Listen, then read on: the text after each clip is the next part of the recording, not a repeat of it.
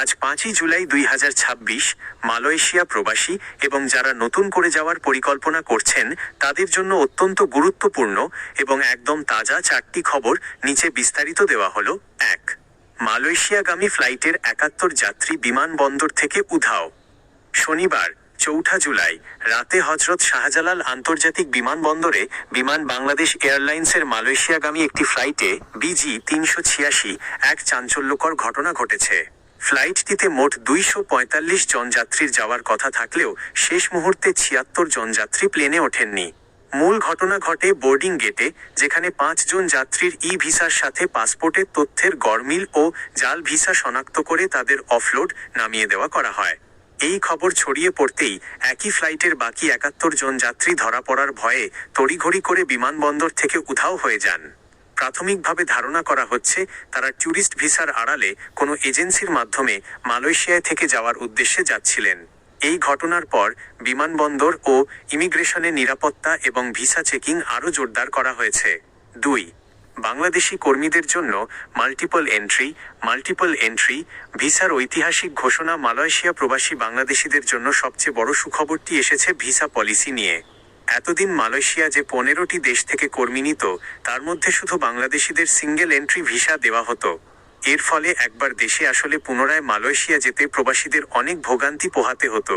দীর্ঘ কূটনৈতিক প্রচেষ্টার পর মালয়েশিয়ান ইমিগ্রেশন বিভাগ অবশেষে বাংলাদেশি কর্মীদের জন্য মাল্টিপল এন্ট্রি ভিসা চালু করার চূড়ান্ত নোটিশ জারি করেছে।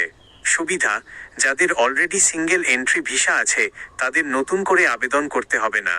তাদের বর্তমান টেম্পোরারি এমপ্লয়মেন্ট ভিজিট পাস ভিসার মেয়াদ যখনই রিনিউ বা নবায়ন করা হবে, তখন স্বয়ংক্রিয়ভাবেই এটি মাল্টিপল এন্ট্রিতে রূপান্তরিত হয়ে যাবে।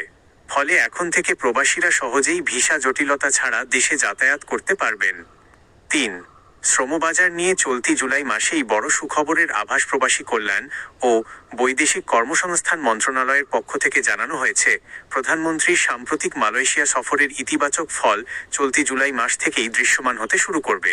মালয়েশিয়ার শ্রমবাজারের চলমান সংকট কাটাতে এবং নতুন করে কর্মী নিয়োগের গতি বাড়াতে চলতি জুলাই মাসের মধ্যেই মালয়েশিয়ার মানব সম্পদ মন্ত্রী এবং স্বরাষ্ট্রমন্ত্রী বাংলাদেশ সফর করতে পারেন।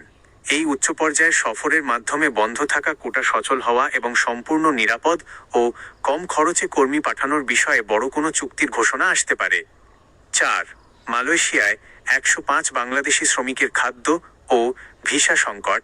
আইনি নোটিশ। মালয়েশিয়ার পোর্ট ক্ল্যাং এলাকার অ্যারোফোম ম্যানুফ্যাকচারিং কোম্পানিতে কর্মরত 105 জন বাংলাদেশি কর্মী চরম মানবিক ও আইনি সংকটে পড়েছেন। বকেয়া বেতন এবং আইনি অধিকার আদায়ের জন্য কুয়ালালামপুরের বাংলাদেশ হাইকমিশনকে প্রবাসীদের পক্ষ থেকে একটি জরুরি আইনি নোটিশ পাঠানো হয়েছে। নোটিশে বলা হয়েছে, এই 105 জন শ্রমিকের মধ্যে ইতিমধ্যেই 28 জনের ভিসার মেয়াদ শেষ হয়ে গেছে এবং আরও 34 জনের মেয়াদ আগামী আগস্টের মধ্যে শেষ হয়ে যাবে। বর্তমানে তারা বেতন না পেয়ে মানবেতর জীবনযাপন করছেন, এমনকি তাদের থাকার জায়গায় পানি ও বিদ্যুৎ সংযোগও বিচ্ছিন্ন রয়েছে। হাইকমিশনকে দ্রুত এই প্রবাসীদের পাশে দাঁড়িয়ে জরুরি কনসুলার ও খাদ্য সহায়তা দেওয়ার আহ্বান জানানো হয়েছে। প্রবাসীদের জন্য বার্তা: মালয়েশিয়া সরকার একদিকে যেমন মাল্টিপল এন্ট্রি ভিসার মতো বড় সুবিধা দিচ্ছে, অন্যদিকে ইমিগ্রেশন ও বিমানবন্দরগুলোতে জাল কাগজপত্রের বিরুদ্ধে কঠোর অবস্থান নিয়েছে। তাই ট্যুরিস্ট বা ভুয়া ভিসায় মালয়েশিয়া যাওয়ার চেষ্টা থেকে সম্পূর্ণ বিরত থাকুন। আপনার কি মালয়েশিয়ার কোনো নির্দিষ্ট ভিসার আপডেট বা অন্য কোনো তথ্য জানার প্রয়োজন আছে?